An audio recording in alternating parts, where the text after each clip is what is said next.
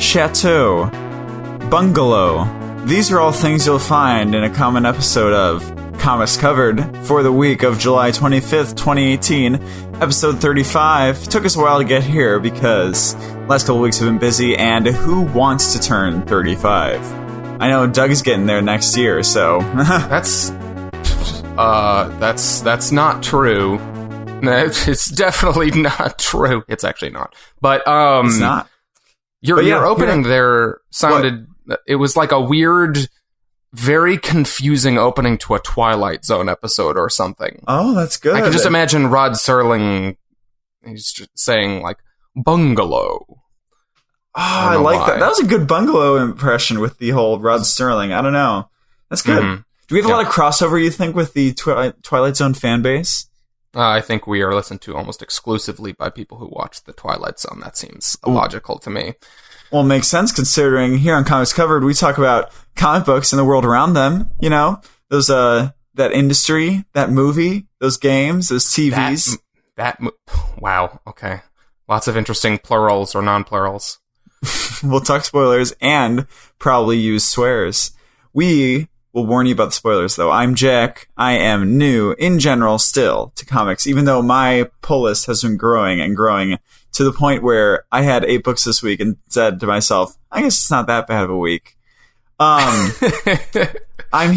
That's a blessedly light week for me. Oh, gosh.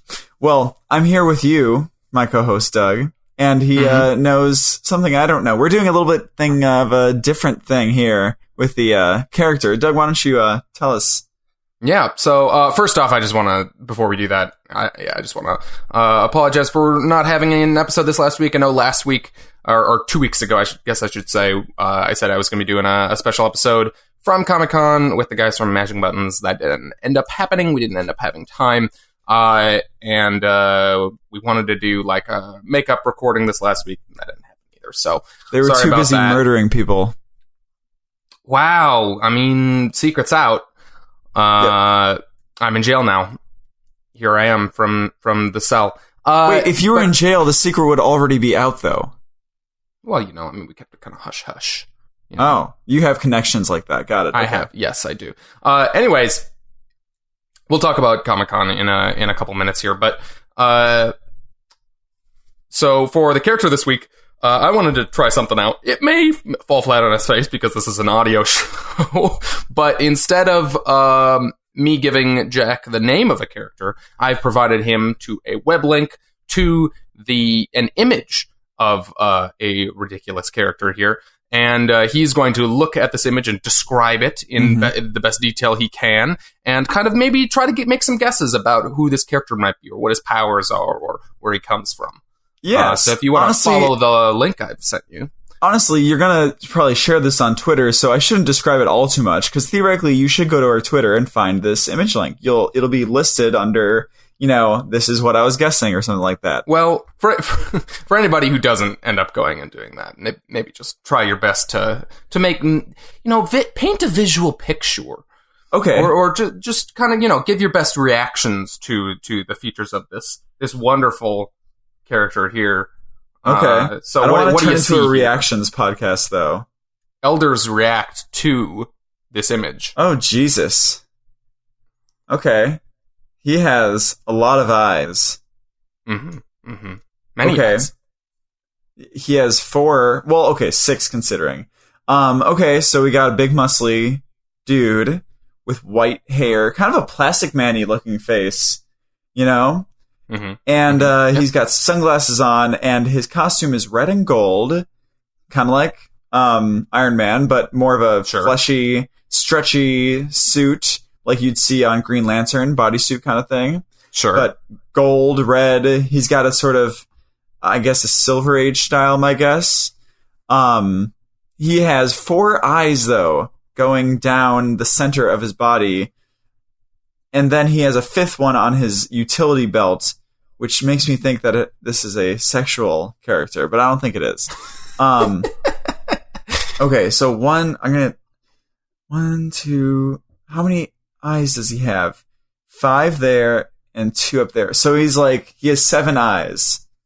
all over the top. The fact that you're counting his eyes is fascinating. Why? For reasons I will explain. But, okay. Well, he has 7 eyes, so maybe that represents like is there like a 7? Is there 7 deadly? No, he's not a 7 deadly sins kind of thing. Okay. He has his hands out. So I'm going to think maybe he's like a psychic of some sort. Okay. And he has like some sort of psychic ability, and I don't know, the eyes are different looks into people's psyches. And maybe I'm wondering if me counting them, does that have to do with... okay. Is his name like the third... No, it wouldn't be the third eye, because he would only have one other eye. Gosh. I want to point something out to you here. What? So you've been counting the 2 eyes on his face. Yeah. How do you know? How do you know he has those? Okay, so... Ooh! Okay, so is he like... Maybe he's like blind psychic, and the 5 other eyes that he has represents 5 senses that normal people have that he can use through some sort of thing. I don't know. But okay, this is a white guy, so his name is Brad, I think. Silver Age character. That seems like that's a fair guess. Your probability says you're maybe correct on that one. Thank you. I think he's like a Silver Age character. I think he's a blind psychic. And I think the 5 eyes represent the senses of the human mind that he can somehow have. Maybe he's blind, deaf, and mute. I don't know. I don't know, actually. But in any case, I don't have a guess for his name, though, because... can you guess what publisher he's from? DC. You are correct. Looks like a DC character. All right. He does. Okay. He is, in fact, a Silver Age DC character. He came about in 1970, so just on the cusp there. And this is a character named and this is going to be confusing to you for a minute, the Ten-Eyed Man. Okay? So this is a character... Does he have more eyes on the back or something? No. Okay, see, here's the deal. He does have an eye motif going on. Yeah. But the number of eyes on him does not necessarily correspond to the actual eyes that the name refers to, because he was blinded in a horrible accident. Okay. And a doctor, as a doctor is wont to do, transferred his optic nerves to his fingertips. Oh my god. So he has 10 eyes in his fingers. No. Yeah. They're just like regular eyes. They're not like antennae of some sort. He sees through his fingers. That's fucked. That's just... It's like some Cronenberg-y body horror stuff going on there. But his hands just look like hands. How do they... Yeah. Does he like have eyes pop out of them, or do they have like fleshy... There have been versions of him where he'll have eyes on the tips of his fingers, but generally they're like drawn on. He still doesn't have like actual visible eyeballs on the tips of his fingers. So it says it allows him to see through his fingers, and that's about it. Is that his only power? Does he have super strength? He had special forces training. Okay. So he is also a skilled marksman, which is enhanced by his fingertip vision. No. What does he do? Does he like hold his finger down at the bottom of the barrel? I don't know. What the fuck? It's so good. This is absurd. How do you think of this? Also, is this pre or post Daredevil? When did Daredevil come about? Let me check. Isn't that great? I think that's like gotta be one of those DC stealing Marvel stuff. I'm guessing Daredevil was before that, because that was probably 60s. Daredevil came about in 64. So Daredevil was first. Okay. This guy's more like late 60s, early 70s? This guy was 1970. Okay. They totally said we need to have a blind superhero. They totally he's not blind. He has eyes in his fingertips. Well, is Daredevil really blind? I mean, not really. So, damn. Okay. God, okay. I guess I understand why they wouldn't have 10 eyes on his costume. But they could. I mean, can you imagine the utility of that? Like, every time you pick something up, you're poking yourself in the eye. Well, every time you pick something, like, okay, I get kind of nauseous with first-person view. Imagine having it with your hands that are moving around all the time. There's no stability there. Also, like, your brain, like, puts you have two eyes, so you have multiple eyes already, and it's, like, merging them into a single, like, view for you. But this is more Imagine like an iguana. what would that look like if you have 10 different eyes that could possibly, it's like a chameleon, where they could be pointing in entirely different directions, but all of them can independently move. Yes, exactly. Like, what the fuck? How do you control that? Like, I feel like that'd actually be really cool, like a way to draw it, because you could draw it in a specific way that he uses it, which is like this weird like movement so that he keeps them, I don't know. It's gotta be very choreographed. It's very funny. He was kind of reinvented at some point. I don't recall if this was Grant Morrison or Scott Snyder. I think they both used him anyways, as like a horror character. Huh. Where he's like, he's got like a blindfold or a mask on, and then he's like feeling around with his fingers and stuff. Wonder if they had just seen Pan's Labyrinth. Oh, maybe. That's what it's reminding me of, honestly. Mm-hmm. Oh, I told you I saw Doug Jones, right? You did tell me that. I was very excited about that. Oh yeah, he plays that character, right? He is all those characters in his movies. Wasn't he Fawn too?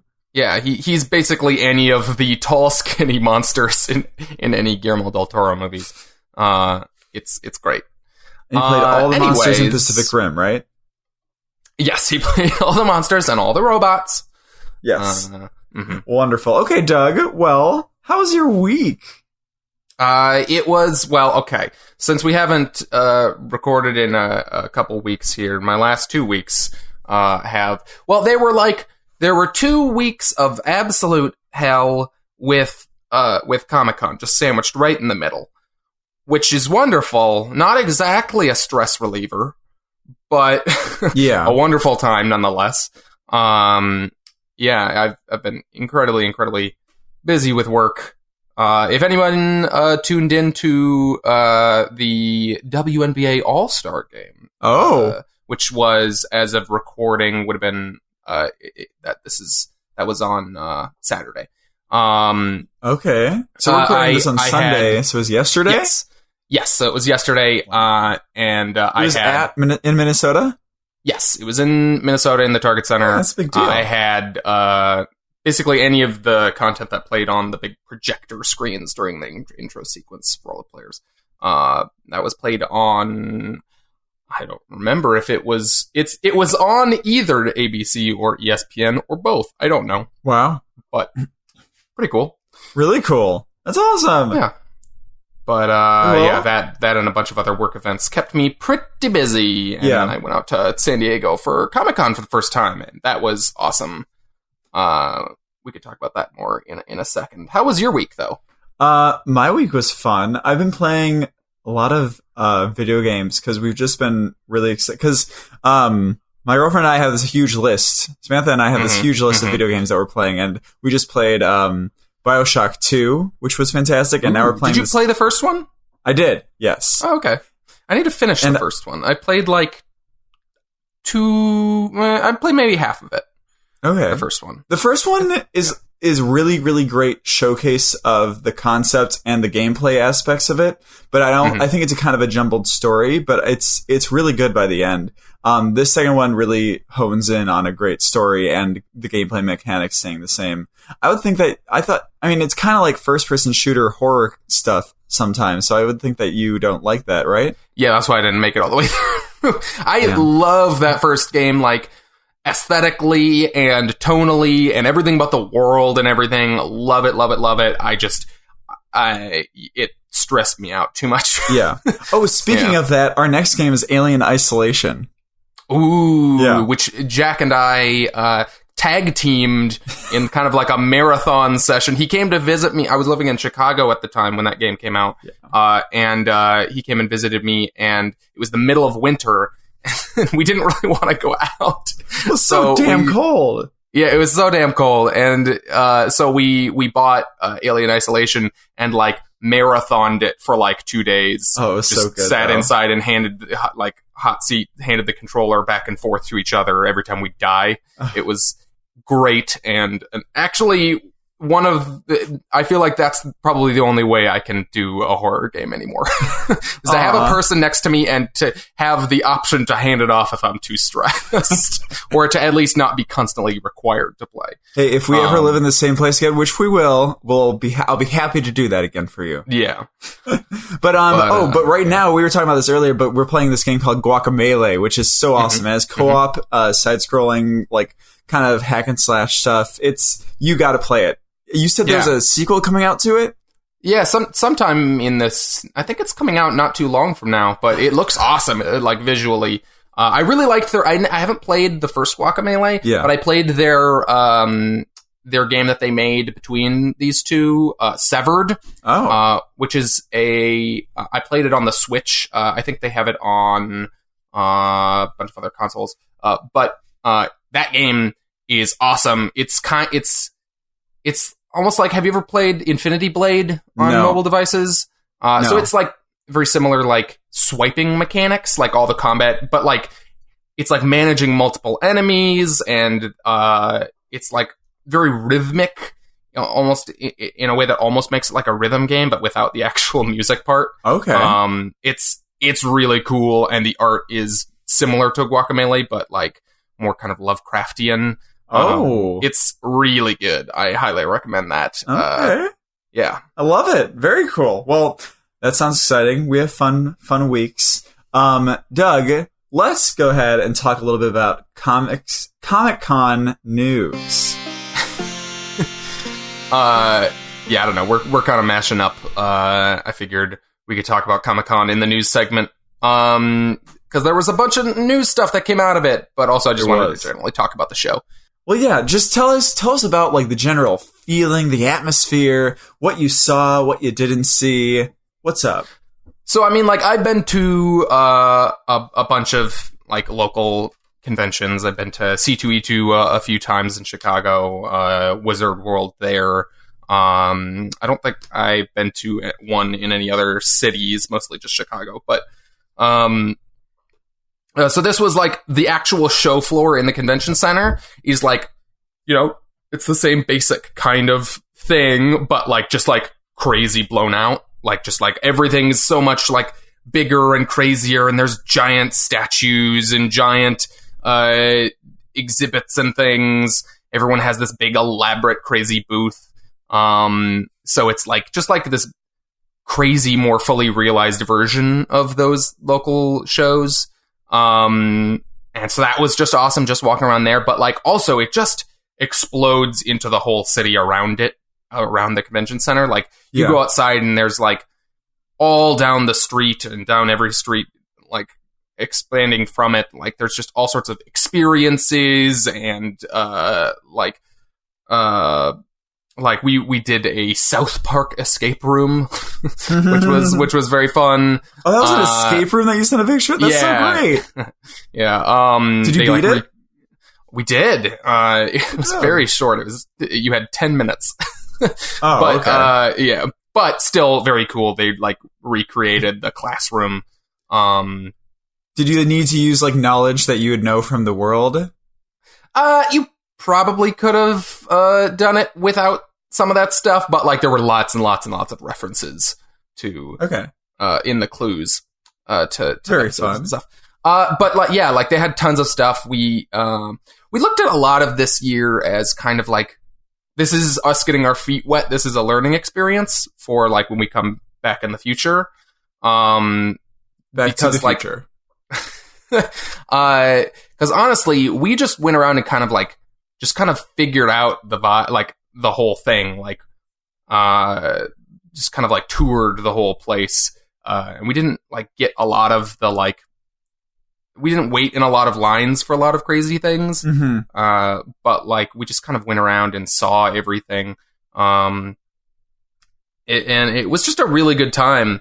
I can't imagine waiting in line to get into Hall H. People were intense. intense. I mean, well, they were also intense. They were also intense about getting into Hall H, which is, for anyone who like isn't super familiar with Comic-Con, it's San Diego Comic-Con. That is the convention room, the panel room where they do all of basically any major movie or TV property has a big panel in Hall H, and yeah, line wrapping around the block like a bunch of times. Mm-hmm. They like people get there the night before and wait out. It's ridiculous.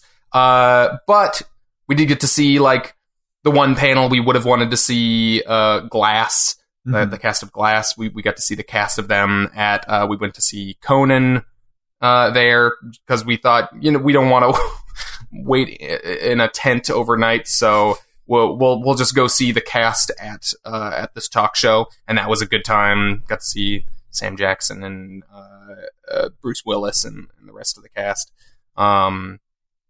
Unfortunately, James McAvoy couldn't make it, but that was sad. Overall, just like really, really awesome experience. It's very difficult for a first time attendee to get tickets. You have to kind of do like a lottery thing a little bit. But once you have gone to the show, you get priority registration from then on. Wow. So you don't actually have to do the lottery at all. You register at an earlier time before they've run out of any of the days. So you can get your pick of the days. So it's definitely a thing that I definitely want to do in the future. That's again. Amazing. Do you have to go every year to keep that? I'm not sure if it's like if you skip a year, I feel like there has to be some sort of limit there, but I don't know what exactly the rules are. We want to try to go again next year. Whether it'll happen or not, we'll see. But that's crazy. And you should definitely join us if we end up going. Yeah, definitely. That'd be awesome. Yeah. Very cool. Okay, did you see so you didn't buy anything whatsoever, right? I bought a bunch of single issues. I wanted to find like a cool souvenir thing, and I ended up I don't know. I didn't find anything that like I really wanted or anything. No, like artwork or anything that was cool? No. I don't really go much in for like buying pieces of artwork. I want to start getting some sequential pages or original art or something someday, but at the moment I spend so much on comics. I'm trying to I don't know. I keep busting down those walls every once in a while, but I'm trying to keep the budgets somewhat limited. I got you. I did find a bunch of single issues, which I know I can get at any con, but I don't know. I just like digging through like back issue boxes. Honestly, I find it. I feel that. I find it kind of soothing. So let's talk about some of these trailers that came out. Just a quick word on them. I first want to get your word on Titans, because I knew there was a point at in the trailer where you were like, "God damn these people," right? Yeah. Well, where's Batman? Fuck Batman. Yeah. So they released the trailer for DC Universe, DC's new streaming service. Their show Titans, which is a show about the Teen Titans. And I didn't have high hopes for it. But this trailer didn't look good. Not at all. I'll say that. It did this look like what you think 90s comics would have been? I mean, I don't know. It looks like a watered down version of the stupidly dark DC movies, like it just looks like they're like continuing the same like dark to no end feeling of those movies, and not doing it even as well as they do, which they don't do it very well. I don't know, questionable, a lot of it. Are you still gonna give the first episode a shot? See, like, I'm going to at least try an episode, I feel like. I'm not sure if they also announced, like, pricing and stuff. It's $8 a month or, like, $70-something a year or something. Yeah. I don't know. I assume they'll have some sort of free trial period or something, but I don't know. Maybe not at first, but like after a few months, they're gonna. I don't know. If they have a free trial, I'll probably do that so I can at least check it out. I really want the Doom Patrol show to be good, but also I know it is specifically spinning out of this Titans show. Yeah. Ugh. Hey, who knows? Maybe Beast Boy will be in the one bright spot in this, and then that episode will set them up to be like, oh, that's why Beast Boy is really light and bright. You know? I'm also concerned. I have a similar concern for Doom Patrol, but I'm concerned that Beast Boy is just going to, like, he's basically going to be like Vixen or whatever, you know, he's just going to channel animals. Oh, he's not going to change into animals? That's what I'm concerned about. They didn't show it in the trailer. They didn't show, like, a green animal. They showed him, like, leaping and, like, maybe looking a little more kind of bestial, but, like, he didn't turn into a gorilla or something. Okay. And I have concerns about the budget. Yeah. in that regard. Like, but okay, well, also, do you know what the plot for Teen Titans Go to the Movies is? It was something meta where they're like, they see all these superhero movies and they're like, we should have a superhero movie about us, and then they try and kidnap like Deathstroke to give them a main villain or something. It looks really funny. And did you hear what the mid-credits scene, spoilers for people?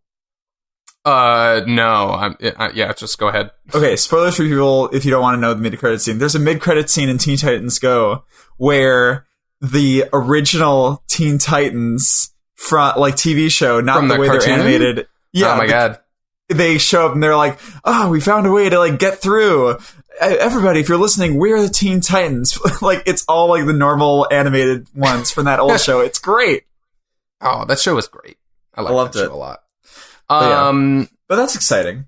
Yeah. What else is exciting? Okay, well, the Glass trailer, you talked about how you went to the Glass thing. I just wanted to get a word on that because that came out, and I've been trying to get Samantha, my girlfriend, to watch Split with me and to, you know, protect her from the spoiler of this movie even existing. So I saw this trailer come out and it was so hard, but I finally got her to watch Split and it was so great. She went in virgin. She didn't know.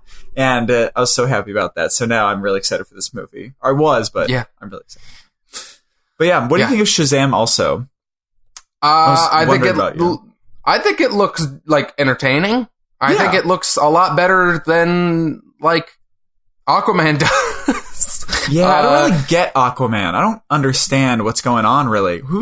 Is it Black Manta that's the bad guy? Is that other prince of the sea? I think Black Manta is going to be a side bad guy or is going to be in league with the main bad guy. Isn't that kind of wasting him, though? Isn't he supposed to be like the main huge deal for Aquaman? I think Black Manta works better, honestly, when he's more of a minor threat. Like, he's a character who's like super driven by a vendetta against Aquaman, against Arthur Curry, but like he's not an enormous threat. He's kind of a smaller threat. He's like basically, I don't recall if he's a bounty hunter or a treasure hunter or something like that, but he's just a dude with like some gadgets and he's just a regular lasers dude? And guns and stuff.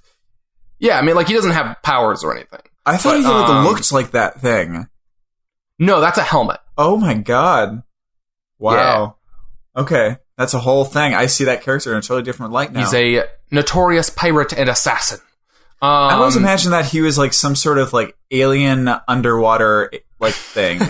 I don't know. No, that's a big old weird bulbous helmet, and it's great, and I love it. I can't think that that's like easy to maneuver with, though. No.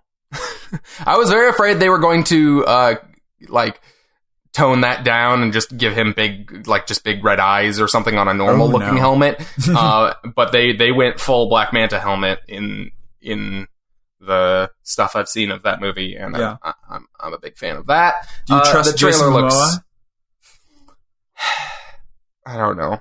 I don't have anything against Jason Momoa as an actor. I just don't really. I don't know. I don't like the very try hard, let's make him cool thing they're doing with Aquaman. Hoorah! Yeah, it just it feels like they're trying way too hard. Yes. Like, I don't have any issue with, like, whatever, do something visually different with the character or whatever. He can be a big tattooed dude with long hair or whatever. Like, sure. But, like, I don't know. It's something about, like, he's this hard drinking badass and he, I don't know. I don't get it. I feel that. Whatever. Okay. Well, let's talk about some comic stuff that happened during this Comic Con.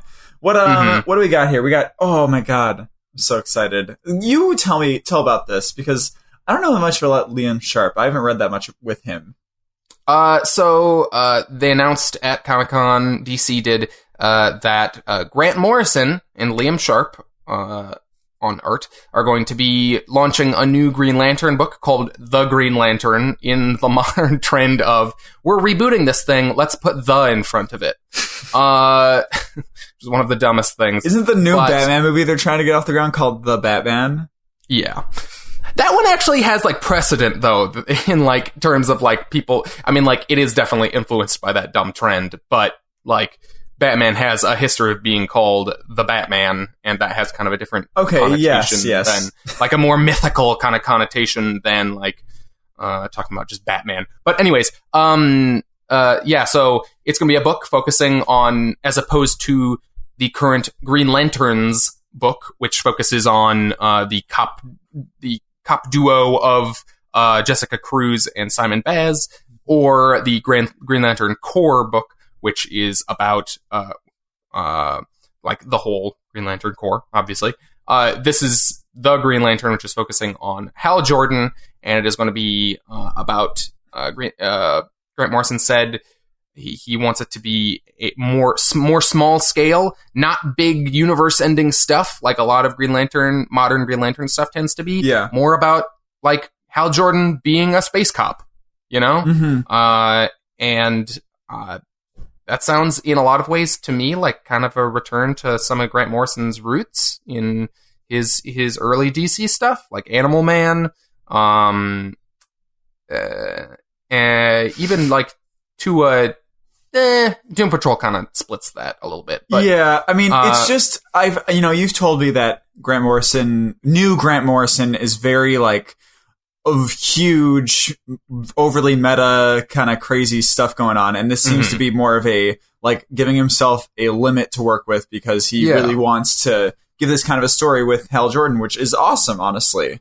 It makes sense for him, because I'll bet he sees, because I've heard a lot of people, like, are getting really tired out from, oh, this is a universe ending threat. Oh my god, this is even a worse one. Oh, this is an even worse one. Like, how do you have how do you gauge your response about it if you have it all happening all the time? Yep. So I think this is going to be awesome. I'm really excited.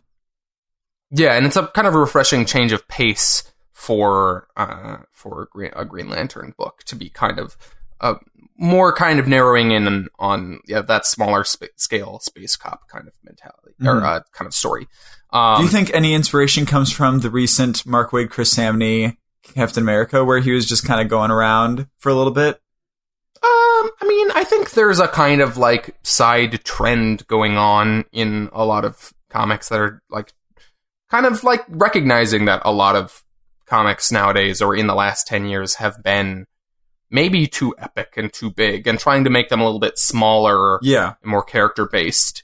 I don't think that it's necessarily, like, specific to that book, but I do think it's, like, kind of copping on the same kind of feeling in the creative sphere. Yeah. But yeah, and Liam Sharp, I showed you some preview pages. Yeah. He was on a big chunk of Greg Rucka's Wonder Woman run, which was awesome, and did some beautiful, beautiful work on there. And this looks like top-notch Liam Sharp. I'm very excited for it. Cool. I'm excited. Yeah. Okay, let's talk a little bit, like, a little brief about these other ones. You saw, was this announced during Comic-Con, the Jeff Johns thing? And I don't know who Dale Eaglesham is for Shazam. Yeah, Jeff Johns and Dale Eaglesham. I don't. Now you have me questioning if it's Eaglesham or Eaglesham. It's probably Eaglesham. I've always been saying Eaglesham. I just saw Eagles Ham, and I was like, oh, it's Eagles like Ham. I like that. Like Eagles apostrophe ham. Yeah, I like that. It is apostrophe. You mean or I guess it'd be Eagle apostrophe S ham. It's yes. Eagles ham. Yes, that'd be it.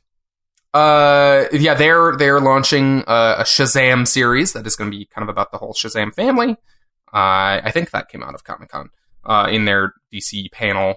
Okay. And that's exciting. It's part of kind of the new Jeff Johns trying to get back to writing on a more regular basis. Yeah. And I'm all for that. And Shazam as a character, he definitely has an affinity for. He wrote for him for a long time in Justice Society, where he worked with Dale Eaglesham a bunch.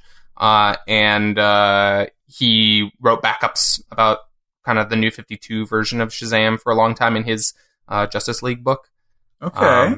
Now wait, we should also make a list of all the Jeff Johns stuff that was announced recently for him being on. God, yeah, there have been a lot of things. Well, I want to know because like I really really like him after reading Infinite Crisis. I want to read more from him. I mean, like I'm still in the middle of his very long Justice Society run. Yeah, and that's great.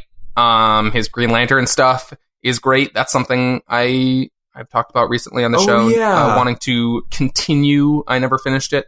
That's the run that comprises like Blackest Night, right? Yes, it's got Sinestro Corps War and Blackest Night and Brightest Day. Lots of stuff. It's kind of I feel like generally considered like kind of to a lot of people the seminal run on Green Lantern. Yeah. That kind of determined a lot of the modern interpretation of him. Okay. But yeah, it's I myself have only really like gotten actually turned on to his work in the last few years. Okay. I for some reason didn't like his stuff for a long time, and then like read something by him and was like, wow, this is actually really good. Well, didn't you read Justice League and you weren't too keen on that? Yeah, I think that was part of what turned me off. I didn't like his early stuff in Justice League and the New 52. But I know that stuff supposedly got much better, and some of the later stuff in that series seems awesome. Mm-hmm. But I never got around to it. But DC Universe Rebirth was one of the coolest. Like that single issue was one of the coolest single issues I've read in a long time, and I think that was maybe what kind of got me to go back and check out a lot of his other stuff. I remember I read that Rebirth, I think, but I don't. You did. We talked about it. I need to read it again, I think, because I don't remember anything about it at all. It's probably, in retrospect, it was probably a weird book for someone who wasn't at the time super into current comics. It was probably a lot of information to take in at once. That probably didn't mean a lot to you. It was just it read like a prologue of a long TV show. Yeah, you know what I mean? Yeah, like checking in on everybody in the universe. Be like, oh, what are these guys doing? Oh, what are these guys doing? It was cool. Kind of in a lot of ways. Like it was setting up kind of. It was kind of a bringing a lot of characters back to kind of their core, their kind of philosophical core. Yeah. And that meant a lot to me. But I feel that. Yeah. Well, really quickly, let's talk about this because I just read this when you put it on here that Saga is taking a year-long hiatus. Yeah, at least a year. They said, and they said it's like an intermission. I wonder if that means that they have like another 50 issues planned. I mean, they're definitely continuing it. They didn't say it's ending. Like they're going to come back to it. But they're taking a break. I assume they've been doing it for, what is this, 52, I think this newest one was? Yeah. 54 was the newest one that came out this week. And I think they're just maybe, I'm betting they're both wanting to kind of take a break and do something else for a bit. It makes sense. Yeah. Which I'm cool with, like Saga's been going for a long time. We'll get more Saga in the future. I mean, it'll be sad to not have it for a while, but like, I don't know. I'm cool with seeing Brian K. Vaughan and Fiona Staples do something else. Definitely. For a bit and see, I'll be able to what catch else up they now. Definitely. So for sure. I'll be there. Which will be cool. That'll be a cool excuse to catch up, and then when it comes back, it'll be an exciting thing for us to both be reading currently. Then I'm on like book 6 right now. I think there are 8 in all, or something like that. Gotcha. Anyways, okay, cool. Well, Doug, let's talk about our weekly comics. Okay, well, we had weekly comics that we read. Monthly comics that we read weekly because they're a different series. There are so many. They come out every week. A series generally comes out once a month, but they come out books come out every week. Yes. By the way, you're not wrong. Has DC Stealth been releasing comics that are bi-monthly, or bi-weekly, that are bi-weekly but not $2.99? You mean that are more than that? Yeah. I feel like they've been $3.99 recently, and they've been bi-weekly. Like, Justice League has been $3.99, I feel. Scott Snyder books are all up in the air. They for some reason, always charge... his books also oftentimes come with a slightly longer page count. I don't know why. Oh. They must just give him, like, carte blanche to just be like, I don't care how many pages... Because generally, they're pretty strict about, like, it's 20 pages or whatever it is. But for some reason, they always just let him just kind of do whatever. And so sometimes his books are a little more expensive.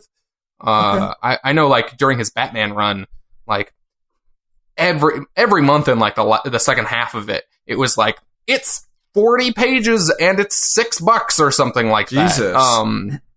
Which, like, awesome for a big chunk of Batman, but also felt like it was a little bit Wait, much, that makes a lot of sense, though, because I remember reading all those trades and feeling like this is, like, really not, like, the same throughout each one, like the breaks for the issues. So I actually specifically remember that. That's actually kind of crazy. Yeah, they would randomly just all of us, like, on random months, they'd just be really long. It tended to be, like, on the conclusions of arcs or something like that. Yeah. Or, whatever. By the way, Samantha's next book that she's reading is Death of the Family. Ooh, I know, nice. Right? Did she read all the way through Court of Owls? Yeah. Awesome. I know. I'm pumped. But Doug, what do we got this week? We got a lot of cool things. Mm-hmm. We both read Action Comics 1001, Doomsday Clock number 6, Justice JL, as Doug has it, Justice League Dark number 1, Marvel 2-in-1 number 8, that name, Century number 2, Terrifics number 6, and Venom number 4. And Doug, what did you read this week? I had also Amazing Spider-Man, which was number 2. Was it amazing? I'm gonna be honest with you here. My weeks have been so crazy. I haven't read all of the books I had from last week still. Oh wow! So I read all of the shared books we had this week, but I also picked up these books, which I have not read yet. So those books are Amazing Spider-Man, Descender number 2, Descender number 32, Detective Comics number 985, Saga number 54, and Flash number 51. I have not touched any of those books. Really trailed off there. Yeah. It's my shame. It is. Okay, well, I also read Alone, Shanghai Red, which was great. Alone? Like you locked yourself in a room? I'm the only person in the world that has read Shanghai Red. You were in an isolation chamber. Yes. Wow, the only person... Did they write it for you? Isn't that amazing? Did they, to Jack, it said at the beginning, and then... No, I gave them a fake name. I said to Johnny. Oh, wow. Oh, that's so sad. They wrote it for you, and you couldn't even give them your real name. I know. I had to give them my alter ego, Johnny Storm. Mm-hmm. Isn't that crazy? Well, that goes into our talk. Well, not really, because I'm going to go first. Because screw you, Doug. So we're going to talk about spoilers here. So if you don't want to hear spoilers about, can we just tell them what spoilers we're going to talk about? Like mainly. Like, say the spoilers right now? No, like, shut up. No, say the names of the books that we're definitely going to spoil. And then, like the ones in our cover of the week, got to talk about this panel of the week. But we won't tell them which ones are in which section. So that'll be a surprise. You know what I mean? Oh, my God. Okay. So the books that we're going to spoil definitely are Venom, Marvel 2-in-1, Justice League Dark, and The Century. Mm-hmm. So, there you go. So, starting with our cover of the week, my cover of the week is Venom, for a very specific reason. First of all, sorry, pardon me. First of all, love these covers. They're great. But this cover has thematic meaning behind it. Doug, did you catch the thematic meaning behind it? Yeah, it's like he's holding Yorick or whatever. Is what is that, Macbeth? No, it's Hamlet. I actually have it written down. Damn it. Are you feigning that you didn't know what I was talking about? It has it. No, I knew you were talking about it. I just, for some reason, I always mix up Hamlet and Macbeth. Okay, well, I think that this is trying to channel Hamlet because specifically there's a plot point in Hamlet where Hamlet, the lead character, his dad died or something, and we're trying to figure out who murdered this guy who is the king. Mm-hmm. And the ghost of his dad is like, bro, that guy murdered me. But Hamlet's like, dude, I don't know if you're a real ghost. I don't know if I'm just insane. And I don't know if this is just because I don't like that dude that I'm telling myself that he killed you. So I think that what this is telling us is, I think we got Eddie Brock looking at his symbiote. He's like, doth this ghost lead me astray? Why is this, why is the symbiote not responding to me? Is he lying is this God not actually a God? Is he lying to me? I don't know. I think there are a lot of cool themes that are in here that I think probably would go over the head of a lot of people, but I think it's nice nonetheless, and it's a nice image to start off because we don't really know what's going on. We don't really know what to trust, if we trust narrators, if it's, true what they're telling us. So I like it. Do we know the name of this god? I don't recall. Null. K-N-U-L-L. Yeah. K-N. So there's also the idea that Null implies that the symbiote has been lying to him all along. Yeah. So this could also be interpreted as Eddie Brock wondering if the symbiote has been everything that it's been telling him all along has been a lie. Maybe the symbiote has just taken over this body that it found, this lonely body in space, and the body is actually just another host for the symbiote, which is the real master. Is that what you're saying? No. It's talking about because there's all this stuff where basically Null is refuting all of the known backstory about the symbiote and where it comes from. Yeah. In Marvel, that it comes from this planet Clintar, called the Clintar, and where the race of the symbiotes lives, and Null is basically saying no, all that's bullshit. I made them, and that's just a planet where they are most numerous. No, it's their cage. Well, he does call that. It say that too, but they couldn't leave because they can't leave their not master, but they can't live without him or something. Anyways, but he calls the symbiotes deceivers and stuff like that. And implies that they've been lying to him. So yeah, I think that's maybe part of it. Okay. But also, maybe the idea that this guy maybe is also full of shit. Who knows? Who knows? Are you liking this? I think this is really, really great. I thought this was great. Yeah, this was. This is the kind of epic mythical stuff that I think Donny Cates has such varied. He has such range. Yeah. In terms of the stuff he does well. Oh yeah. But one of the things he does really well is this big epic mythic kind of thing. It's almost like telling fantasy backstories, basically, which is a thing he did a lot of in God Country. This felt a lot like God Country to me. This issue, I can feel that. Maybe not in tone, but definitely in maybe in tone. I don't know. The God stuff was kind of brutal. Yeah, it's just this epic backstory of this space god who forged this sword, and I mean, yes, there's obvious thematic similarities there, but I mean, just in general, the tone and the feel of it. Reminded me kind of the big epic space god stuff of God Country, space fantasy. I got you. God Country. Speaking of his range, he also does this kind of stuff. And what is it? Samantha just read The Paybacks. Have you ever heard of that? Mm-hmm.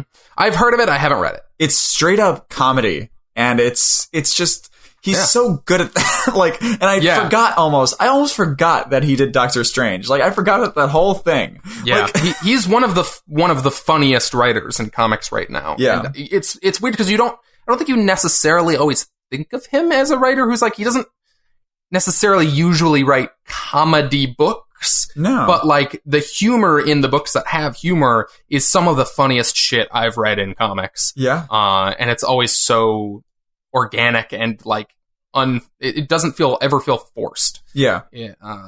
I love it. Yeah. Okay. Well, Doug, speaking of more comedy elements in comic books in general, what is your panel of the week? Or my cover of the week, you mean? Sorry, cover of the week. Son of a bitch. I'm sorry. My favorite cover this week, it was a close race between the one I picked and Doomsday Clock.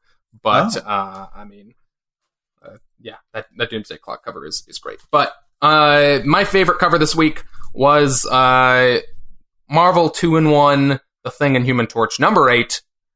I'm never sure if I'm supposed to say the whole title or not. I don't know. I don't even know why Cosmic Ghost Rider is in Marvel 2-in-1, Baby Thanos Cosmic Ghost Rider, you know? I don't know. But also... I like the legacy numbering thing, but I feel like they need to pick one. Because it's very confusing. Am I supposed to refer to this as... I mean, like, they put the 8 bigger, so I'm supposed to refer to it as 8. But then they always have the legacy numbering underneath it at Marvel. Oh, yeah, now. I see that. Yeah. It's number 108. And I don't know. Anyways. But, yeah, the cover to this is an homage to... what is the name of this painting? Which I knew in my head 5 minutes ago. American Gothic. American Gothic, yes. So it's the two of them, Ben Grimm with a pitchfork and Johnny Storm standing next to him, kind of mirroring that famous painting, which I apparently do not know what the name of is. So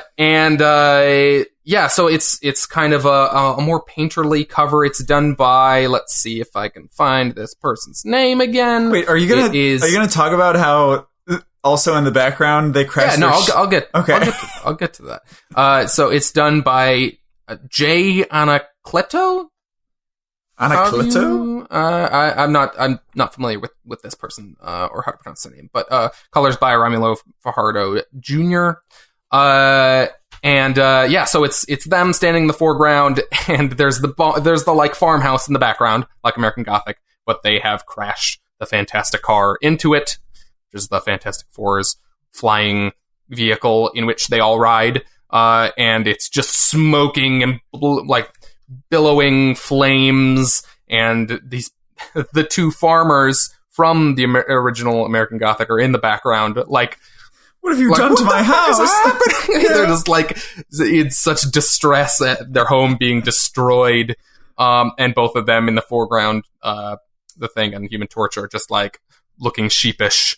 Also, great example of a cover that really doesn't have anything to do with the content at all, but it's great. It doesn't really have anything to do with anything in the issue, but it kind of like, it's kind of this idea that they're kind of out of their element, and they're also kind of sort of the idea that they're hiding out in that, like, they're maybe pretending to be, in the cover at least, they're kind of pretending to be regular folks. I mean, they are in the book as well, but I mean, like, they're pretending to be farmers. Yeah. Or Ben Grimm at least has a pitchfork. I guess it's supposed to symbolize that. But, they're kind of stranded here, and they're kind of trying to blend in, but they're not doing a good job at it. No. And this is a totally metaphorical, not related to the actual plot version of kind of those ideas, and I really like that. I think it's great. It's super non-literal. I straight up thought this was a variant cover. I had to do a double take when I got it. I was like, wait, this is the real cover? This is crazy. Yeah. It feels like it's like a variant, like art homage cover or something like that, because they always do like themey cover months like that or whatever. But yeah, I really like that. God, this issue. Can we are we just going to jump in? Because this is also my gotta talk about this book. Oh, sure. Yeah. Let's just talk about the issue then. Everything happened in this issue in the best way, because I love the build up to this moment, and it's a great time to cash in on it. I think I think it was the exact. This was the first time as I opened this issue and we had the preamble stuff before the thing that happens. I was thinking, wow, this deception stuff with Ben Grimm, kind of needs to get resolved soon. Yeah. It was literally the first time I thought that when I was reading this issue, and then they do it. Mm-hmm. They have him reveal it. I think it was so perfectly timed, just as I was feeling that it was kind of maybe starting to overstay its welcome. Yeah. It gets resolved. Yeah. And it's such a beautiful moment, I think, too, because, after we're thrust into this, they said they lost their powers 2 months ago. They must have been here a interesting year. Jump forward. Ben Grimm and Johnny Storm have both lost their powers. Ben Grimm is just a dude now. He's not the Thing. Mm-hmm. And Human Torch is accidentally burning himself on stuff because he forgets he doesn't have fire powers anymore. And he and the Thing can go out and he has friends, a social life, and you see him being all happy and shit. And Johnny's just depressed that he can't do all this stuff still. So it's kind of funny. It's a different twist on what their characters usually are, because usually things oh shit, and now Johnny doesn't like being in the human form kind of thing. Yeah. He I have to find the actual quote here, but Johnny specifically says to him me without powers is a significant step down, and you without powers is kind of a step up. Yeah. And I thought that was a really it fed into the conflict in a subtle, interesting way. Definitely. But yeah, so I mean, for anyone not reading this book, if you're curious, the rest of the Fantastic Four, other than the Thing and Human Torch, are missing and assumed dead. But Ben Grimm, the Thing, kind of lied to Human Torch and told him they're out there somewhere and we can find them. Because Human Torch was super depressed. Yes, Human Torch was trying to kill himself, wasn't depressed. He? Yeah, he was being super reckless in a way that made the Thing worried that was part of it. So he told him, we're going to go try to find our family in the multiverse. So they're traveling the multiverse, and secretly the Thing, to his knowledge, knows that their family is actually dead. Yeah. And it finally comes to light in this issue. Johnny figures it out that they're actually dead, which they're not. They're not dead, but they think they are. It doesn't take away from the drama of this moment. No. Because they definitely believe that. Everyone in the universe, in the regular Marvel universe, believes them to be dead, and so he's still lying to him because he does believe they're dead, and the Human Torch believes that now too. He also believes that now, and feels betrayed. Yeah, his friend's been lying to him. I just love how it's done. I think the pacing in this part of the issue, where that happens, where he figures out, he gets on the phone with, this is Amadeus Cho, he's Hulk, right, in the regular universe? Yes. Well, now we have Bruce Banner back, but he was Hulk for he's still a Hulk character, right? They just gave him a new name. He's Brute now. Or not Brute, sorry, Brawn. Brute is a better name. He's Brute's Banner. Brute Banner. I am Brute.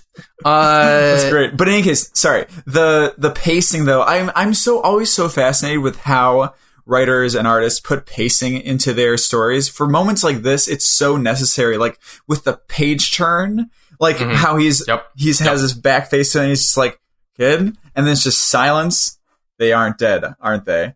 And then just it's just this whole page, even though there's an ad on this side and it's annoying, it's perfect because you're he says of the Avengers, and he has that side-eyed look. He's oh shit, he knows. And then you turn, you know what's gonna happen when you turn the page, and it's the pacing of it is just amazing. I love it. It's just it's so cool in this kind of a medium to be able to do that sort of three-dimensional storytelling, you know?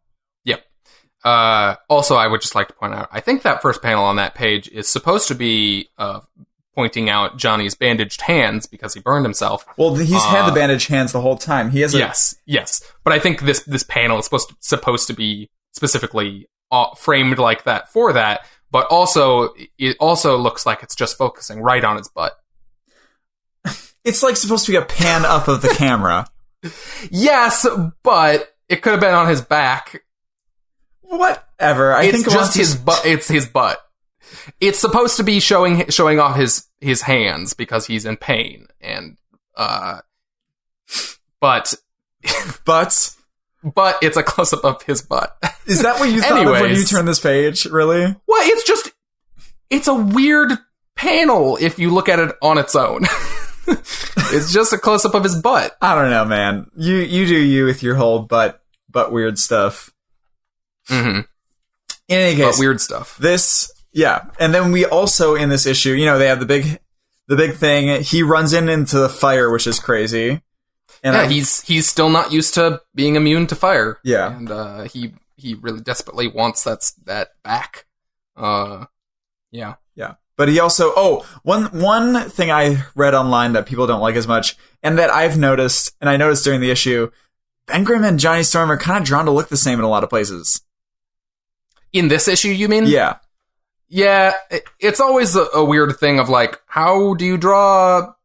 Also, adding to that confusion, I think there was a page in which their dialogue bubbles were wrongly attributed. There's a page where they're talking to each other, and okay, so it's towards the end. They're sitting in front of the burning house, and Johnny Storm, he says, "A little lost, but that didn't give you the right. I was working through it. I was ... Next panel, ... He continues talking. We're stuck in another universe. ... Next panel, there's a dialogue bubble starting with a ... that seems to be continuing that thought. We're showing Johnny Storm, or at least a man with blonde hair. I don't know if this is a coloring error or a letterer error, but the dialogue seems to be coming from off-panel from Ben Grimm. Yeah. And then, again, if I'm looking at these other panels correctly, it looks like Johnny Storm is on the left and Ben Grimm is on the right. No. But then we go to the next panel, and the dialogue is still coming from the character on the right. Okay, so... Well, yeah. I don't know why the dialogue bubble would be coming from that direction. Because they show on the page before that, Johnny Storm is on the left, and Ben Grimm is on the right. Yeah. He's laying down on the ground, and then on the next page, they seem to sort of be still in that position. Yeah. I don't know. I think this whole page is supposed to be Johnny Storm talking. I think it's a letter error. No, I don't think this whole page is supposed to be I think it is. Talking. It's all one thought. A little I don't lost. Understand. What? Wait a minute. Ben Grimm, or Johnny Storm is the one who's like stuttering and almost crying. He's, like even in the panel directly before the one that gets confusing, he's like, he stutters on the word grieve, and then he stutters on the word lost in the next one. I don't know. I think they're both sad. I think he's saying... They are both sad, but he's continuing a sentence. Okay, whatever. Yeah, I think you might... There's some... It's definitely unclear, nonetheless. Anyways, I'm just saying, I agree, there is, it is confusing because they do look kind of similar. Yes. But it's just so much happens in this issue, and then we also get a payoff of the evil Fantastic Four coming in at the end as well. So... I love it. And I love the name of the next episode. It's a mad thinker world. You've seen the movie, right? Thinker. I have not seen that movie unless you count Mad World. Unless you count Rat Race. Rat Race. No, I do not count Rat Race. It's a superior version to Rat Race. I know. I have not seen that movie.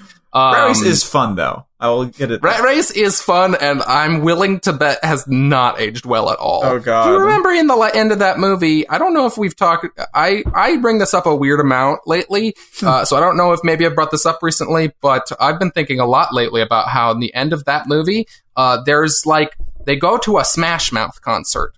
Really? And, yes, they go to a Smash Mouth concert, and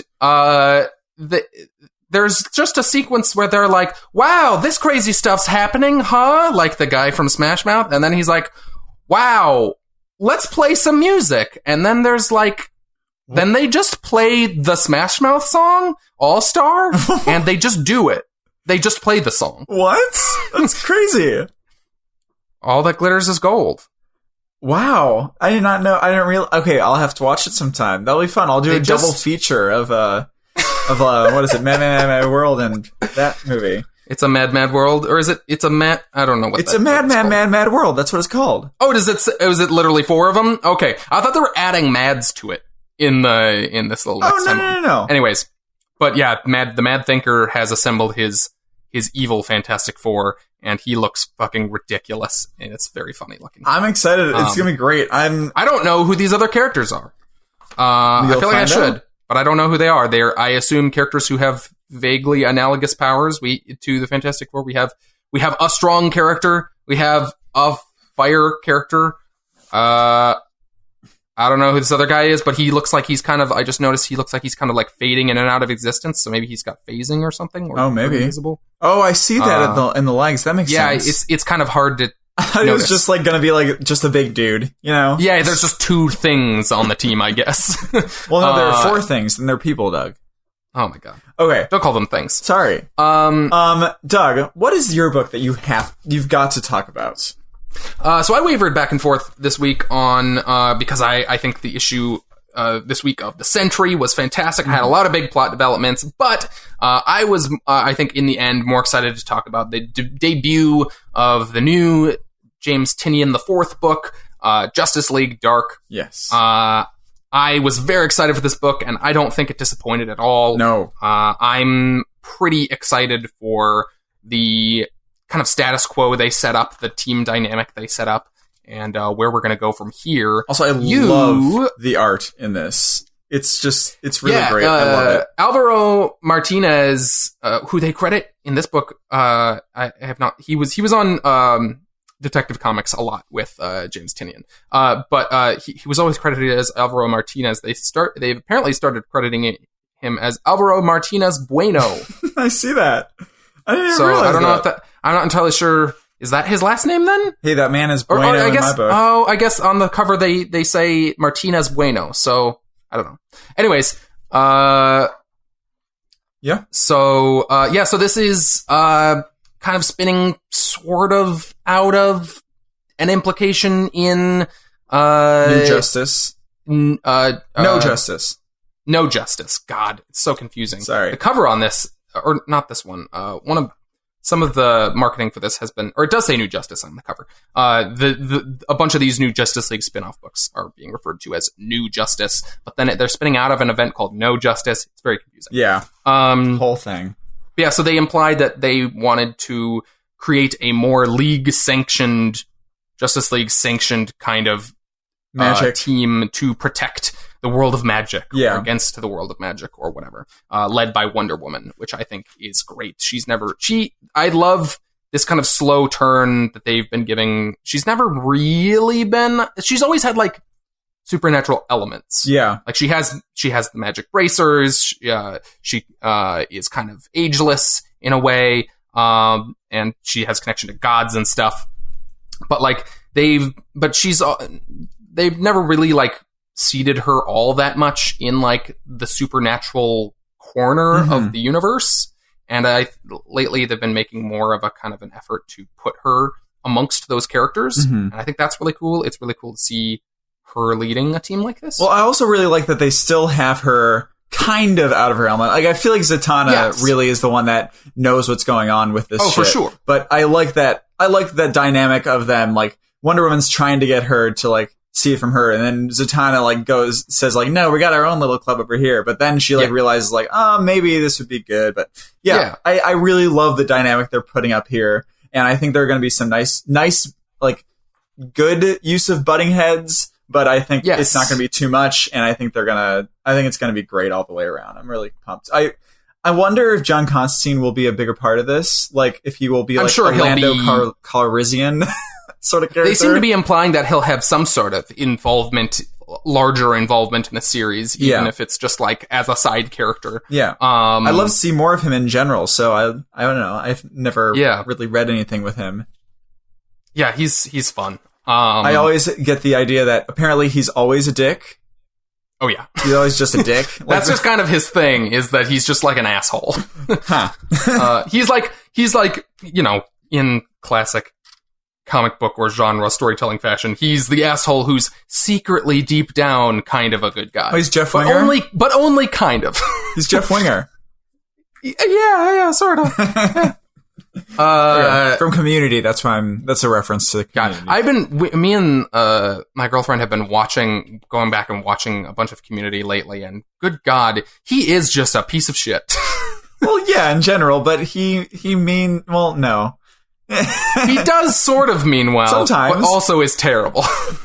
Whatever. Anyways, in any case, what do you like? Okay, so you said what you're excited about the book. I'm really excited because I think the art and how they draw like the grotesque sort of bodies and stuff in this, yes. And also like I don't know, I really like how they're setting up Kirk Langstrom as Man-Bat. The World Tree looks beautiful, or not the World Tree, the Tree of Wonder. Sorry, the Wonder Tree, which you did not read. No Justice, right? No, I didn't. So that is a thing that came from that. Basically these evil celestial beings, the Omega Titans. They planted these trees for these 4 elemental forces on Earth. Okay. And one of they were entropy, mystery, wisdom, and wonder. Yeah. And wonder is basically magic. Okay. And so all these trees are on Earth now. And this is basically the tree of magic, and it seems to be kind of killing magic in the world. Yeah. Which is a weirdly prevalent plot point for magic-related comic books these days. Huh. Magic has to die, and we have to save it. I think they just lot in Doctor Strange lately. Yeah, I think they just wanted to, figure out how to, make magic so it's not like this weird MacGuffin that can do anything, Yeah, I guess. Yeah. I also love the use of the Tree of Wonder to get Swamp Thing into there, so I'm really excited for his involvement. Yes, I like how he's drawn in this. It's different than it's a very different visual. He's got like dreadlocks and a big old beard. Yeah. And they don't really. I love that they just don't even explain it, because you don't need to explain it. He felt like looking like that. He can control how he looks. Exactly. Yeah. They don't even throw a one-liner in it about it. That's just how he looks now. Yeah. Which I think is great. I'm excited about some of the status quos that they set up for some of these characters, specifically Detective Chimp and Man-Bat. Yeah. Are kind of different. After Dark Knight's Metal, Detective Chimp has now kind of been thrust into the world of magic. Yeah, with the Oblivion Bar. He's now the proprietor, the owner of the Oblivion Bar, which is kind of a gathering place for magic people, and he has this magic sword, and is secretly the protector of this magic world, which I love how he's just he doesn't give a shit about any of it. Yeah. I think that's fantastic, and a fantastic way to get him into that world without it feeling silly, He honestly feels like the detective who's coming back onto the force after a long hiatus. You know what I mean? After retirement or something. And he's also kind of a fish out of water character in this, in that he's not normally a character who deals with magic and stuff. Yeah. He's kind of skeptical of a lot of it. But I love noir and magic and fantasy stuff has always been a really great fit, I feel like. So yeah, and that's why I think a lot of the team choices, the choices for the characters in this series is really smart and just left of what you would expect out of a book like this. Yeah. Transitioning kind of over into my panel of the week here. Wait, can I say my honorable mention that I was going to maybe pick for my panel of the week? Just because Was it also from this? Yeah. Sure. It's just because I really liked it, and I kind of want a whole print of it without the dialogue. It's the first page splash of Wonder Woman and Detective Chimp sitting at the bar with the bartender in the background. I just think it's a really nice image, and it's just really cool. That's all. Let me find that. Yeah, that's a really good... It reminds me almost of Nighthawks. Yeah. Yeah, that's exactly what I was thinking of. These, it's this very kind of almost sad image of these characters just sitting at a bar, just drinking. and you get a bigger view of kind of the space. Mhm. It's a awesome panel. Yeah, agreed. So yeah, I just wanted to talk about that. But go ahead. What is yours? I actually haven't looked at it yet. So my favorite panel of this week is the first time we see Man-Bat in this issue. So traditionally, Man-Bat, he's a dude, just a normal dude, who injects himself with the Man-Bat serum, and he turns into a big old Man-Bat hybrid. And it goes crazy. This series seems to be positioning him more as, it's a bit more kind of purposeful. He's choosing, he's a bit more in control of, I'm going to turn into Man-Bat and use it as a tool now. But when he's in his human form, as a scientist, he is... They throw a one-liner in here about, I wanted to protect my my mind or whatever. I don't know. Yeah. I guess it's just more for consistency. Anyways, he has decided to make it so that when he's not in his full Man-Bat form, he just has a big old bat head. Yeah. But a human body. Yeah. And he's wearing his lab coat. And so the first panel where we see him, we haven't revealed that he's in this issue yet, other than, seeing him on the cover. And he comes up this flight of stairs, and he's just so goddamn excited. He yells you found another member. I love it. And Wonder Woman's very skeptic, we're not a team. You're both here just to help me.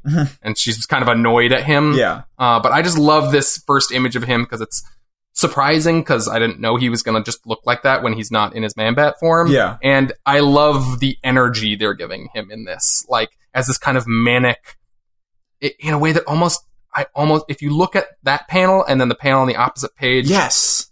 I don't know that, I doubt this is a thing they're going to address directly. But I'm willing to bet James Tynion is intending for this character to be bipolar. Yeah. Which I think is a awesome, idea to, play with a character like this who has that kind of duality. Yeah, well, if he goes between elated and depressed in his human form, and then, sort of the bat form is kind of representing his anger in a way, I would love for that. Yeah, I'm curious how that fits into that kind of idea, but I just like the idea that, Kirk... I think that's an interesting take on that character, that Man-Bat, as in his human form, is manic depressive like that. Yeah. I think it's a really interesting take.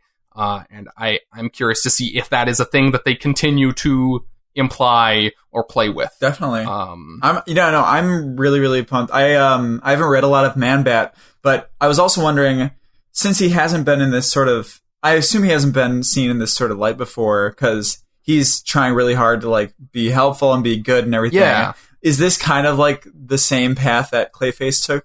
Or no?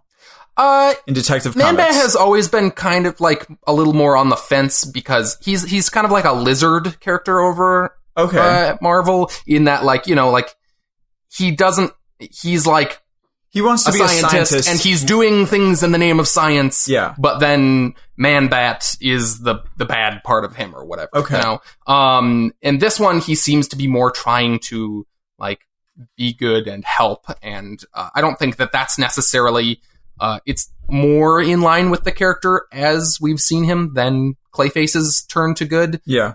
But I think equally as interesting of a move for the character, and I'm excited to see what they do with him. Yeah. Yeah. Okay.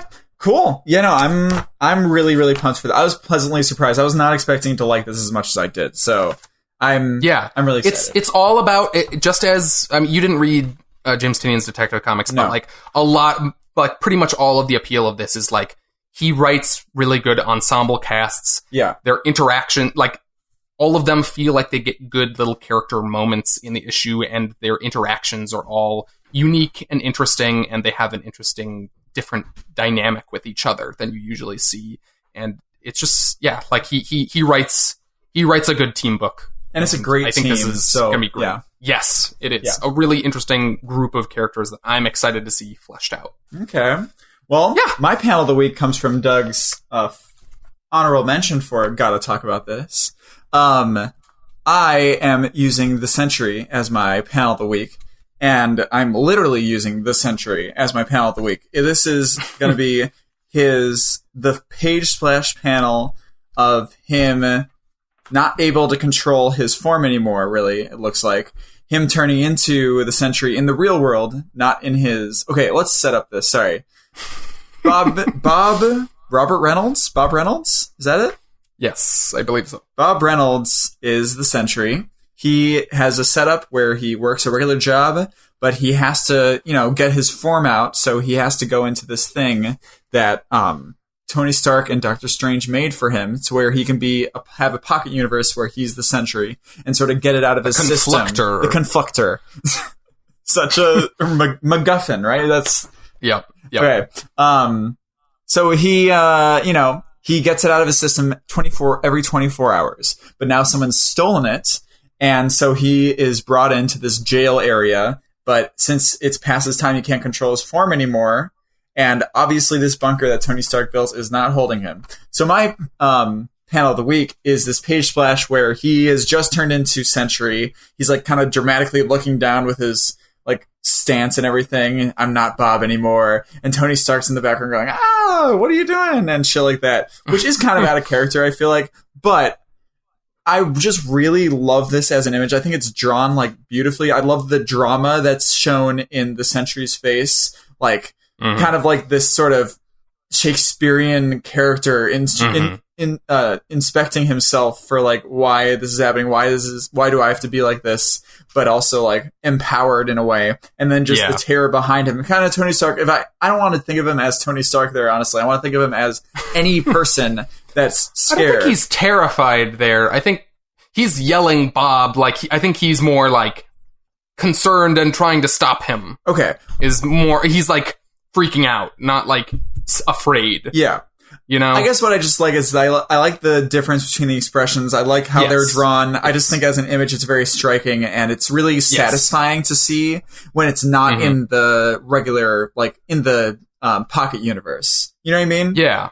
It feels very like a big moment because we've been holding off on him becoming the Sentry. I mean, this is only the second issue, but even still, it feels like this is a thing that isn't supposed to happen, and it feels big and like a important moment. And of course, now we're waiting for the Void to come into the real world too. Yeah, because that's the reason they're keeping him from turning into the Sentry in the real world, is because when he does, this evil force, the Void, comes with him. Also, unrelated to first, so this panel and half of the issue here, the real world segment of the issue, was drawn by a different artist than the first issue, and a different artist than the imaginary stuff, the pocket dimension stuff in this issue. This other artist is Joshua Cassara, and I really liked the dichotomy between that. This is something that wasn't in the first issue. This real world stuff being drawn by this more kind of almost like more photoreal anyways. And the imaginary stuff being drawn by Kim Jacinto. It looks more anime in the real world. More, in the pocket universe. It's more universe. like cartoony. It's more cartoony and indie comics-esque, but it's not fully in that direction. It's just more exaggerated. Yeah. I really like that visual distinction between them. It really makes them feel different. Yeah. Like a different space. It's not so different. It's not like crazy. You know what I mean? Like, I feel like sometimes they live together nicely. Yes, exactly. Like, it makes sense. To me, it makes sense that they're a part of the same universe in a way. You know what I mean? Yeah, it feels like a fantasy version of the world the Sentry lives in. Yeah.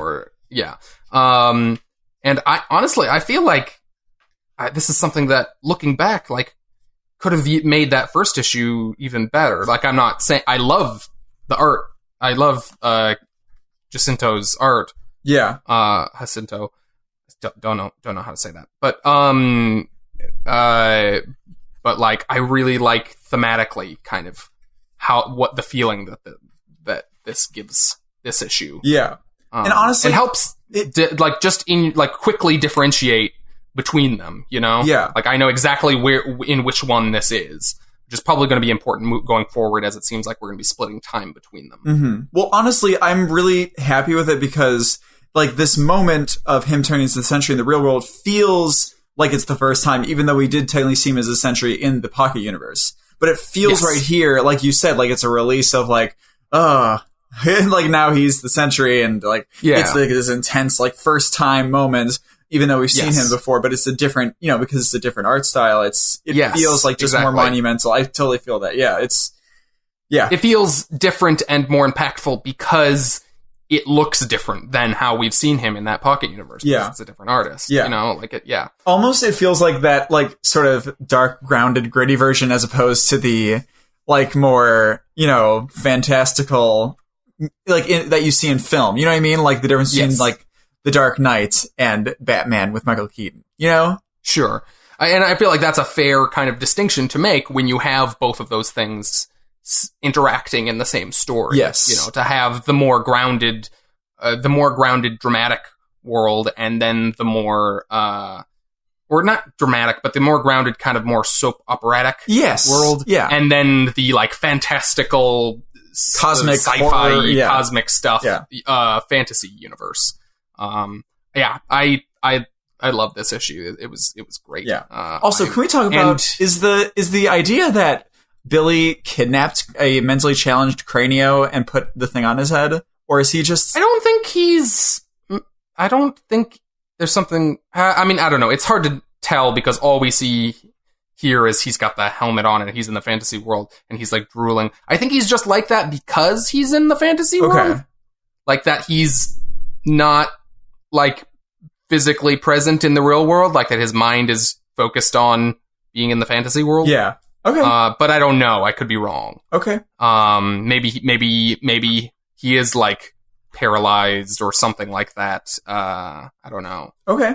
But I also like the kind of sidestep of, at least for the moment, the villain, not the Void, someone different. Oh yeah, definitely. I like that as a twist because they're definitely intending for you to, up until now.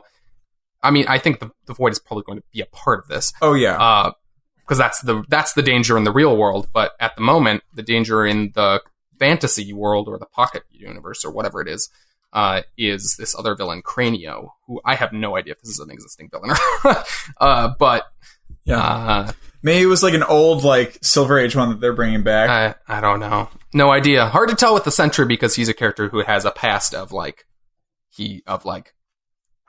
fake history. Oh. Because he was a character. Remember, I think I brought him up when we were talking about Miracle Voyager. Man? Or Voyager. No, Voyager at Avengers, when we were reading Avengers No Surrender. Yeah. He's kind of like that originally, in that he was a character who showed up and was like, don't you remember? I have all this history. Oh. And, like, everyone forgot him or whatever. When was that story? It was early 2000s, maybe. I would love to read that. Was it good? I have not read it. Oh, I just know that's kind of his original bit. Okay. Cool. Yeah.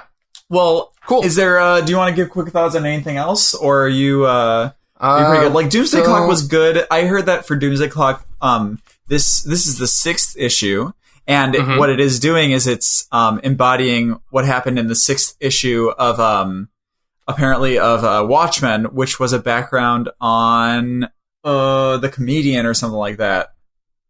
Interesting. Sure. So apparently that's what they were going for. I really liked her back. Like, I liked learning about Marionette. Yeah. I feel like these issues, this one and the background on the new Rorschach and, like, these, like, background on the new characters issues should be frustrating considering the ridiculously long wait between installments of this series. Yeah. But they're just so... I think they're so interesting. I really enjoy learning about these new characters. However, I do also really want to just goddamn know what's happening with with Dr. Manhattan. No, I know. It's probably going to be... I would think that they're going to have him come in like the 8th issue or something. 8 of 12 makes sense, doesn't it? Yeah. They just kind of need to get like started on like kind of what's going on. You know what I mean? Like, I feel like we gotta, like, issue 7, we gotta have, like, at least a cliffhanger at the end. Yeah. That's like, and now Dr. Manhattan, you know? Otherwise, I'm gonna start getting kind of frustrated. Yeah. I feel like that's the, I feel like that's kind of the hook here. Here we go. Watchmen number 6 was the history of Rorschach with Dr. Long. Okay. Psychiatrist. I was gonna say that makes more sense. And yeah, I really like the history of both Marionette and the Mime. I think they're fun characters, and I really hope they stick around after this, and that they aren't banished back to Watchmen World or whatever. Maybe they'll be a part of Heroes in Crisis. Maybe they'll be able to use. No, maybe this is in the future. This is in the future. We can't. Remember? Well, this is in the future in vague terms, but there is actually actually, as a indicator of that, there is a call out to Heroes in Crisis in this. Oh. They call out Sanctuary by name. Oh, I may remember that, actually. There is a character, and I think it actually tells us who's going to, because Heroes in Crisis is going to be a murder mystery. Yeah. I think it tells us who dies. Do you remember where this was? It's on the page where Riddler's having the meeting of villains. Yeah. And there is a random character named the tattooed man who whatever. But he says, he says, hell no, you all heard what happened to the first tattooed man at that sanctuary place. Oh. It's screwed up. Shit. So I think that might be who dies. But also, I mean, maybe he didn't die. Maybe something else happened to him. But I think that's supposed to be a call out to Heroes in Crisis. Probably. This is great. A little tease for it. Because I mean, even if this was, I mean, like on the original release schedule, this would have been intended to come out way earlier. Yeah. So. Not meant to be an actual spoiler, just kind of a tease, I think. Yeah, definitely. Definitely. Okay. Yeah, crazy. So what do we got? Oh, also, just quick word on Action Comics. I mean, okay, setup. You know, it's setting up all the stuff, the fire stuff. Like, I'm glad to know Superman probably didn't do it, so it makes sense. Yeah. I was glad to see. I didn't know Patrick Gleason was going to be doing art on this. He was the artist on / co-writer on Gesundheit. On his and Peter Tomasi's Superman book. Okay. Before this, the previous run. The one that did the not Apocalypse thing. What was it? Yeah, they did an arc on Apocalypse. Oh yeah. But yeah, he draws a good ass Superman. Yeah. Good ass Superman. Maybe he'll get a good ass on a Flaming Torch finally, right? Also, he draws a very good. Oh god damn it! I said the Flaming Torch again. I'm sorry. The Flaming Torch. It's hard. Okay, it's difficult. I didn't catch that. Did you point that out before? I've done it before. I said the Flaming Torch, I believe, instead of the Human Torch. The Human Flame. Yeah. No, this is bad. We shouldn't talk about this kind of stuff. Okay. What do we got next week? That was a lot of setup in that issue. Oh, yeah. We'll see where it goes. What do we got? There's a bunch of stuff coming out next week. Some of the highlights here. Mm-hmm. We have the second issue of Death of the Inhumans. Okay. Controversial first issue. Killed off a few characters. Quite a few. Mortally injured others. Also, because of that, we have the Donny Cates double penetration again next week. You really need to stop saying that. Okay. We have both Death of the Inhumans and what was the Marvel 2-in-1 Cosmic Ghost Rider, Baby Thanos. So we're also going to get that Cosmic Ghost Rider. We have the first issue of Leviathan. Skipping it. I'm not doing it. No, not going to do it. Too many new issues. I don't care that much. And I'm so tempted. I like giant monsters. You should get Farmhand instead. Support the Rock Guillory. That's right. I keep forgetting about Farmhand. That'll be a tough one. We'll see. I don't know, man. So that's the first issue. We may or may not get that one. Doesn't sound like you're going to. 7 to Eternity. It's Rick Remender, right? Rick Remender and Jerome Pena series. If you read all of Uncanny X-Force from Rick Remender, Jerome Pena is the main artist from that run. Okay, well, I got an opinion about him. What? Crimes.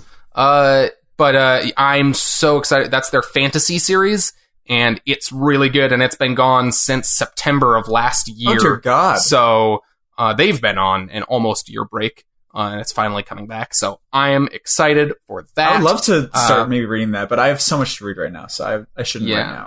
I don't recall what issue number this is, but I think it's like 8. Mm-hmm. And then the Quantum Age, from the world of Black Hammer, the Quantum Age, Jeff Lemire, number 2. That man, which that first issue was great. So I'm excited for this. Yeah, awesome. And we also have Mr. Miracle, by the way, number 10 next week. Oh yeah, my app told me that it was this last week, and I was very disappointed when it didn't actually come out. 10 of 12. Ugh. Oh, by the way, I keep meaning to bring this up. I switched to an app called Hyperdrive to keep track of my if anyone has like a better or a good way that they keep track of their pull list or the books that they're picking up, shout it out to me. But I've been trying out this app called Hyperdrive to keep track of my books and when they come out, moving over from using League of Comic Geeks app, which was not displaying lots of books that were actually coming out. This app tends to have the opposite issue, but I prefer that. It tends to tell me books are coming out when they don't actually come out. Yeah, at least you're aware, and then if you have a really big week, you don't have to, you get there and it's like, I don't have as big of a week. I'd prefer to look for a book and then not find it than to completely miss a book. Yeah. And it generally, it'll update once that actual week happens to tell you that now it's actually coming out. So I've been preferring that. It's got some the app itself has some weird usability issues, but in general, I've been finding it a more reliable version of that. So, again, if anyone has a better one out there, let me know. Tell us. Okay. Yeah. Well, Doug, I think that's going to do it for the week. Don't you think? If you made it this far, Doug, thank you so much for listening and talking. I did it. I made it to the end. Thanks for listening to me. We're a new podcast. The absolute biggest thing you can do for us, even if we weren't new, if you like the show, is to give us a review or star rating. Even if we were 35 episodes in. Exactly. Review or star rating on iTunes. It's fun. It's easy. And if you enjoyed what you heard, let someone know about us with your mouth or with your mouse. We release episodes weekly on Sundays, so please check back next week. Or you can subscribe to the podcast feed and never have to think about it. You can do that on pretty much any podcast app that you can think of, most notably iTunes, or name one. We're probably on it. So whatever you prefer, we've got you covered. Oh. In the meantime, before the next episode, you can find us Twitter and Facebook. The handle is @comicscovered. You can also find web archives of all of our episodes. I was going to say 35 of them, but we've also got a couple bonus episodes. Yeah. We've got one for Infinity War, and we just did one for Ant-Man and the Wasp the other week. So also check those out. You can find all of those on comicscovered.libsyn.com. That's LIBSYN. And archives of those also on Facebook and our YouTube channel. Yeah. So if you've got a question or feedback, send us a message either on Facebook or Twitter, or send us an email to comicscovered@gmail.com. Yeah. So send us one of those, and maybe we'll answer you either on wherever you ask it to us or on the show. Maybe. Cheerio. Also, I'm gonna try and write new music soon, so I'm really excited. I'm making a promise to the people, so I'm motivated. Awesome. Yeah, I am looking forward to that.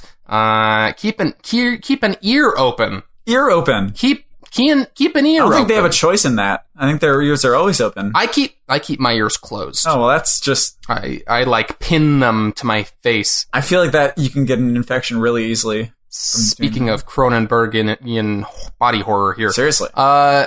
Yeah, so thanks again for listening, folks. I am Doug. I thought I was Doug. I'm sorry. I'm Jack, I guess. And this has been Comics Covered. Am I Jack? Are you?